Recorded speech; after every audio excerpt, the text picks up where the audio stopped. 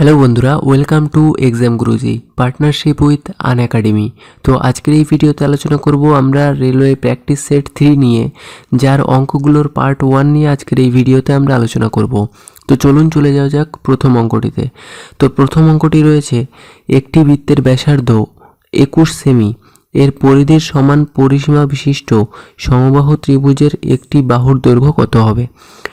তো একটি বৃত্তের ব্যাসার্ধ দিয়েছে 21, তাহলে এর আমরা পরিধি বের করতে পারবো। পরিধি হচ্ছে 2πr, 2 ইন্টু পাই মানে 22/7, আর মানে হচ্ছে 21। তাহলে এটা আমরা কাটাকাটি করতে পারি, 3 7 21। তার মানে এখানে কিন্তু হয়ে যাচ্ছে, এটা গুণ করলে 44, 44 গুণ 3, 3 4 12, আর 3 4 12 আর 13, 132। ঠিক আছে, 132 সেমি কিন্তু হয়ে যাচ্ছে।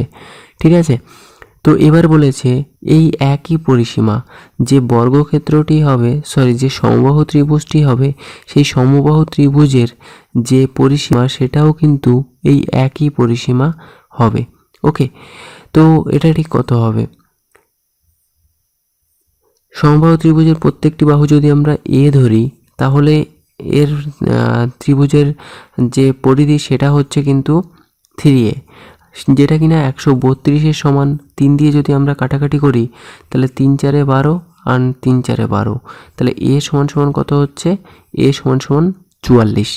ঠিক আছে, তাহলে অপশন নাম্বার এ হয়ে যাবে এর সঠিক উত্তর। ওকে, চলে যাব আমরা পরের অঙ্কটিতে। পরের অঙ্কটি রয়েছে, একটি রম্বসের একটি কর্ণের মান 24 সেমি, পরিসীমা 52 সেমি, তাহলে এর ক্ষেত্রফল কত হবে হিসাব করে দেখি।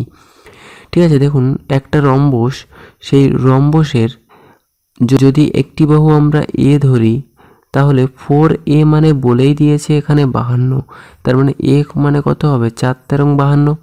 তার মানে এর যে বাহু তার দৈর্ঘ্য হবে 13 সেমি।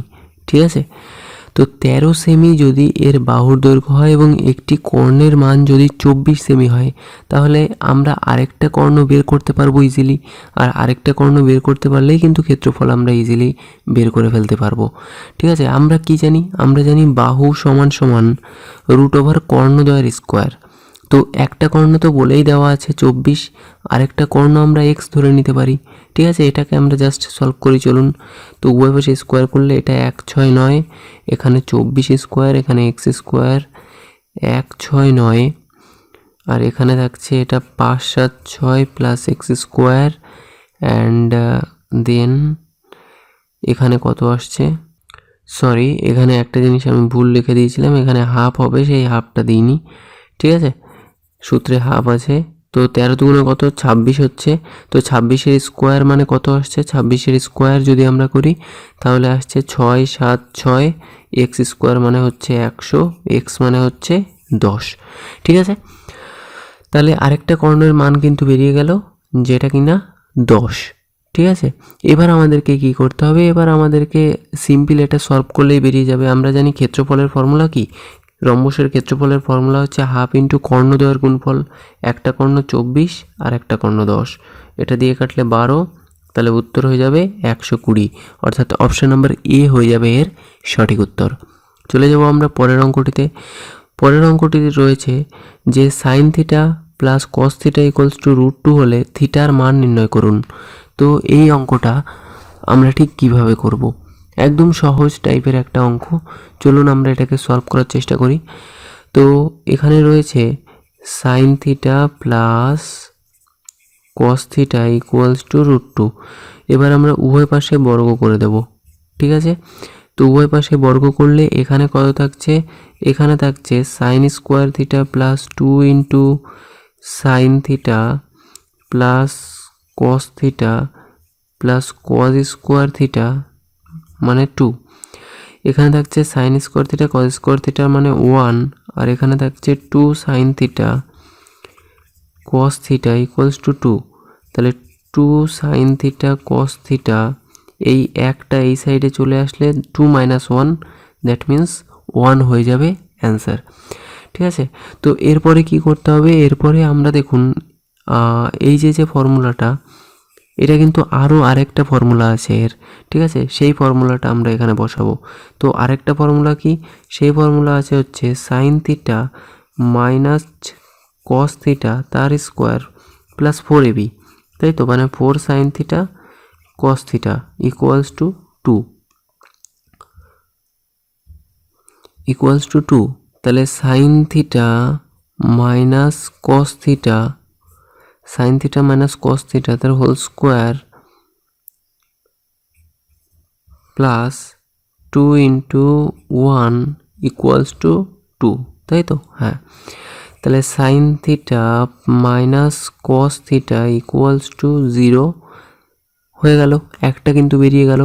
আর অন্যদিকে sine theta plus cos theta equals to √2 তো ছিলই, তাহলে এখান থেকে আমরা কস কস কাটা, that means 2 sine theta equals to √2, আর সাইন থিটা মানে √2/2, 2 দিয়ে আমরা কাটাকাটি করি, 2 1/√2, ঠিক আছে।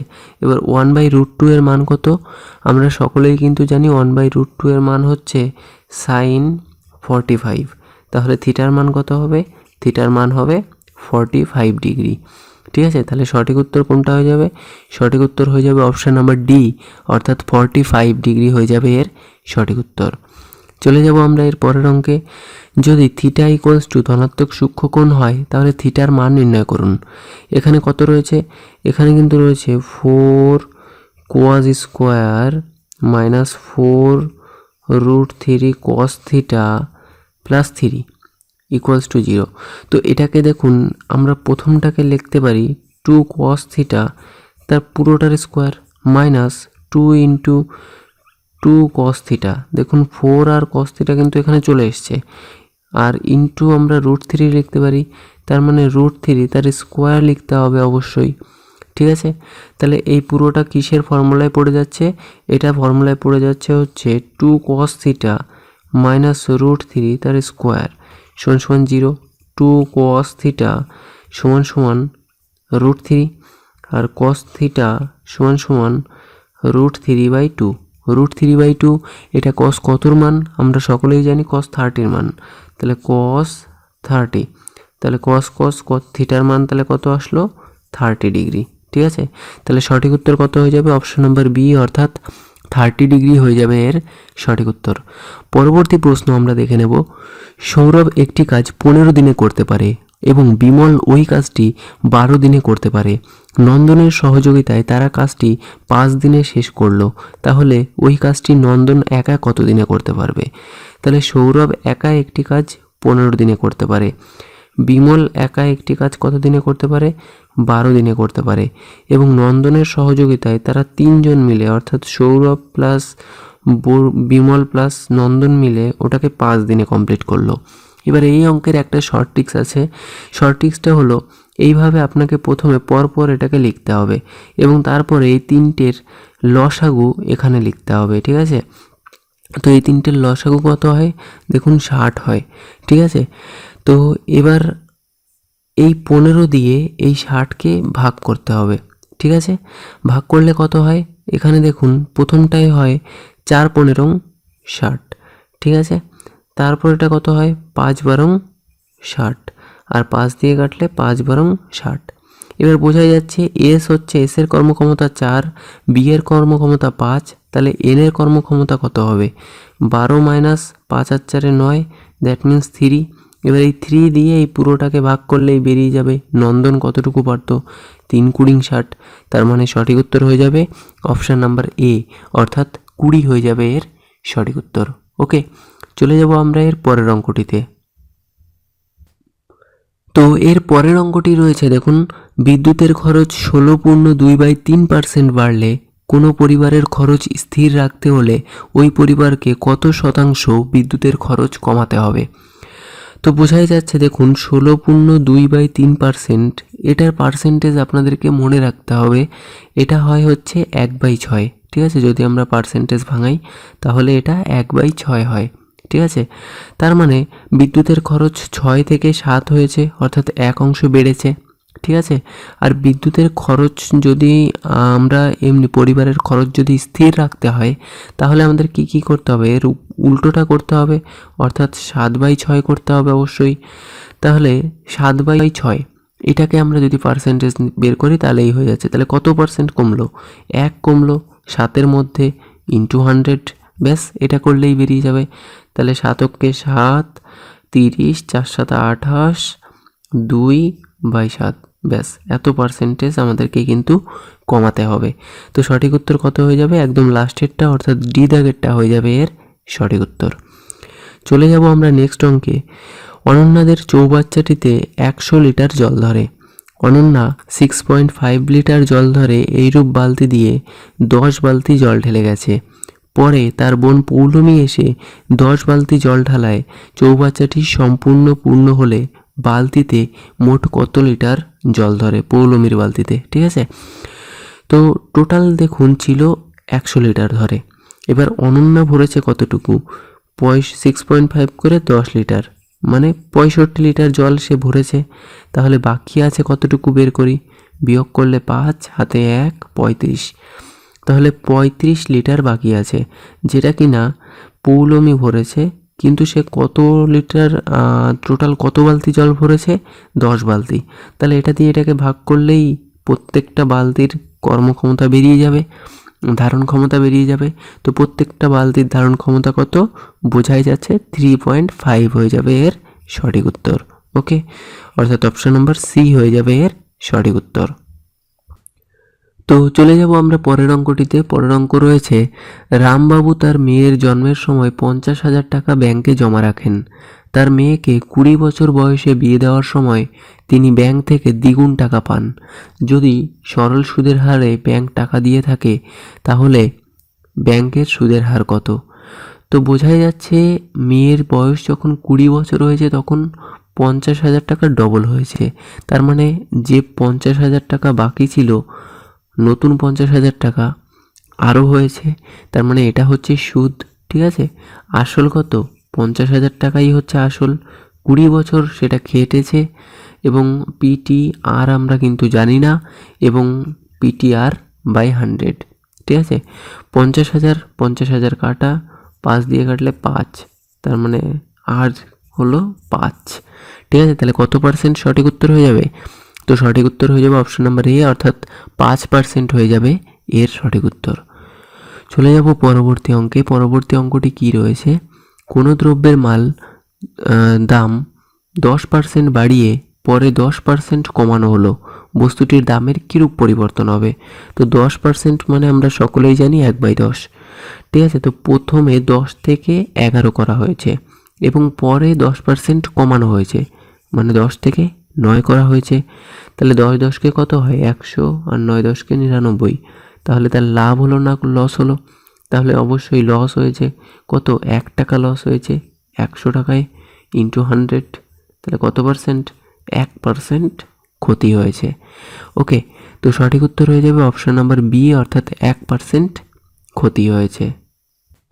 তো এরপরে আমরা নেক্সট অঙ্কটি দেখে নেব। নেক্সট অঙ্কটি রয়েছে, কোনো আসল 3 বছরে 1375 টাকা হলে এবং 5 বছরে 1625 টাকা হলে শতকরা সুদের হার কত হবে? ঠিক আছে, তাহলে বোঝাই যাচ্ছে, দেখুন 5 বছরে সুদ প্লাস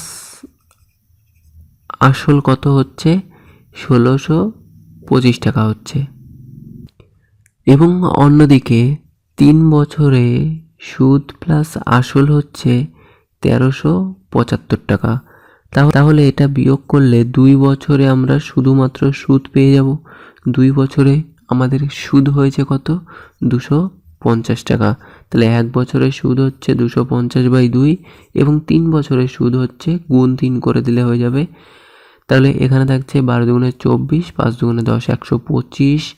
তাহলে এটা গুণ করলে হচ্ছে 375। তাহলে 375 টাকা হচ্ছে আমার টোটাল 3 বছরে সুদ, ঠিক আছে। সুদ আসল হচ্ছে 1000। তাহলে পি মানে বোঝাই যাচ্ছে 1375 বিয়োগ 375 মানে 1000, আর আই মানে আমার 375, আর আমাদেরকে বের করতে হবে টি হচ্ছে 3 বছর। ব্যাস এটাকে সলভ করলেই বেরিয়ে যাবে। তাহলে আমরা জানি কি আই সমান সমান P T R by 100। I মানে হচ্ছে 375, পি মানে হচ্ছে 1000, টি মানে হচ্ছে 3 বছর, আর ইন্টু 100। এটা দিয়ে এটাকে কাটুন, 0 0 কাটা, 3 দিয়ে কাটলে 3 অক্ষে 3, 3 25 75, তাহলে আর ইকুয়ালস টু 12.5%। এটা হয়ে যাবে এর সঠিক উত্তর। ওকে, চলে যাব আমরা এর পরের অঙ্কটিতে। একজন ছাত্র বাড়ি থেকে ইউনিভার্সিটি যায় 3 কিমি গতিতে এবং ইউনিভার্সিটি থেকে বাড়ি ফেরে ঘন্টায় 2 কিমি গতিতে। তাহলে এই যে হচ্ছে তার বাড়ি আর এই যে হচ্ছে ইউনিভার্সিটি, ঠিক আছে। যাওয়ার সময় যায় 3 কিমি পার আওয়ার বেগে এবং ফেরার সময় ফেরে 2 কিমি পার আওয়ার বেগে। যাতায়াতে তার মোট টাইম লাগে হচ্ছে 4.5 ঘন্টা। তাহলে 4.5 ঘন্টাকে বের করলে 4 দুগুণে 18কে 9/2 ঘন্টা লাগে। বাড়ি থেকে ইউনিভার্সিটির দূরত্ব কত? ঠিক আছে, তাহলে যাওয়ার সময় টাইম কত লাগে? D equals to S T. D equals to S মানে হচ্ছে 3 এবং টি, তাহলে টি ইকুয়ালস টু D/3। এবং ফেরার সময় লাগে D equals to S T, S এর মান 2, তাহলে টি ইকুয়ালস টু D/2। আর এই দুটোর যোগফলই কিন্তু এই 9/2, ঠিক আছে। D/3 যোগ D/2 সমান সমান 9/2। এটাকে আমরা সলভ করে নিই। তো এটাকে 6, 3 আর 2 5D সমান সমান 9/2, ঠিক আছে। তো এবার এটাকে কাটাকাটি করব, এটা দিয়ে এটাকে কাটলে থাকছে 3, তার মানে ডি সমান সমান 3 নং 27/5। তাহলে 5 5 25, 5 5 25 থাকছে 2/5, ঠিক আছে। তাহলে সঠিক উত্তর কত হয়ে যাচ্ছে? অপশন নাম্বার এ, অর্থাৎ 5 পূর্ণ 2/5, ঠিক আছে। তো চলে যাব আমরা এর পরের অঙ্কটিতে। বাবা ও 2 যমজ ছেলে, এনাদের বয়সের গড় কত?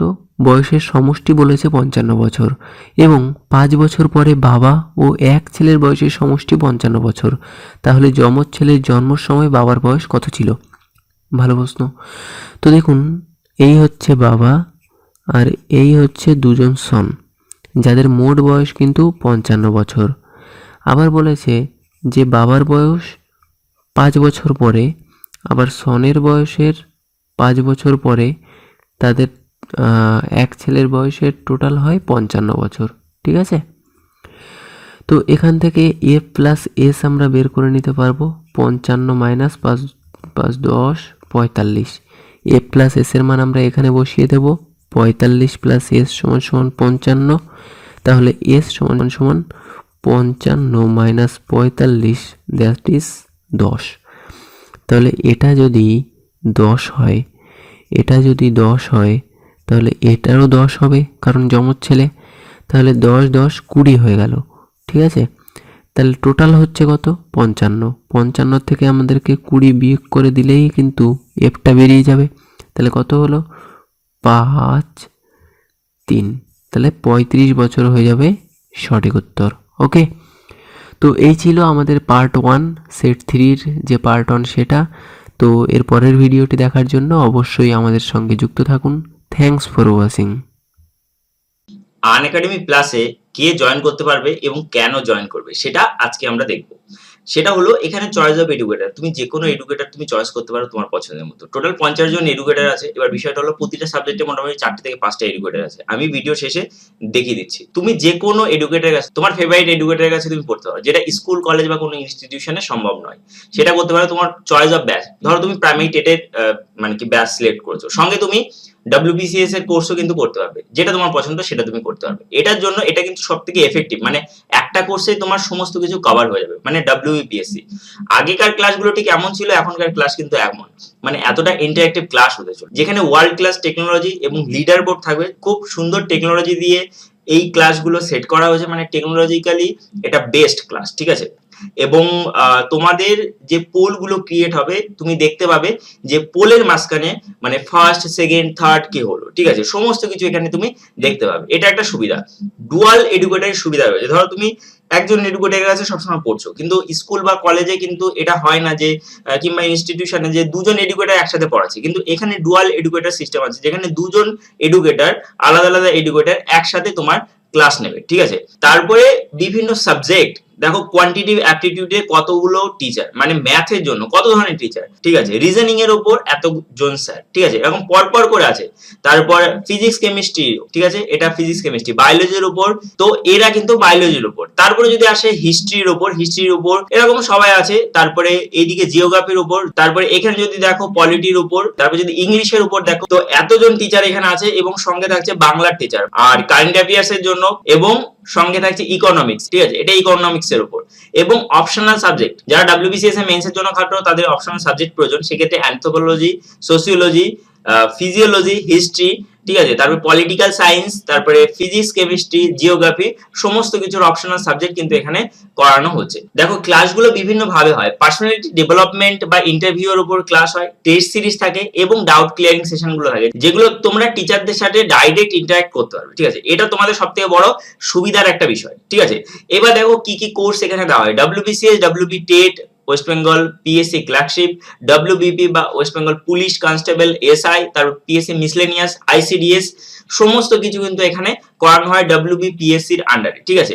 এবং এটা যদি কোর্স ফি দেখো তাহলে 1900 টাকা এক মাসে, 3 মাসে 4750 টাকা, 6 মাসে 8550 টাকা, 12 মাসে 10,450 টাকা, এবং 24 মাসে 15,200 টাকা। এগুলোর উপর তুমি ফ্ল্যাট ডিসকাউন্ট পেয়ে যাবে কখন, যখন তুমি ইজি লাইফ কুপন কোডটা ইউজ করবে। Easy life coupon code use করলে তুমি ফ্ল্যাট 10% ডিসকাউন্ট পেয়ে যাবে। তো খুবই এফেক্টিভ কোর্স, এর থেকে কমে অনলাইনে কোনো কোর্স তুমি এত এফেক্টিভ কোর্স পাবে না, যেটা একটা কোর্সের মধ্যে তোমার সমস্ত কিছু ক্লিয়ার হয়। দেখো আমি যদি বলি যে ওয়েস্ট বেঙ্গল প্রাইমারি টেট 2017 সালে ফর্ম ফিল আপ হয়ে এখনো হয়নি, কিন্তু এর মাঝে অনেক পরীক্ষা হয়েছে, তো তুমি প্রাইমারি টেটের পাশাপাশি অন্যান্য প্রিপারেশন গুলো কিন্তু তুমি এখানে নিতে পারো, ঠিক আছে। তো তোমাদের জন্য একটা খুশি খবর আছে, সেটা হলো এইচডিএফসি ব্যাংকের মানে এটিএম কার্ড যদি তুমি ইউজ করো, সেক্ষেত্রে তুমি মান্থলি পেমেন্ট করতে পারবে, একটা সুবিধা থাকবে, ঠিক আছে। This is your Earn Academy, subscribe now. তো দেখা হবে অন্য কোনো ভিডিওতে।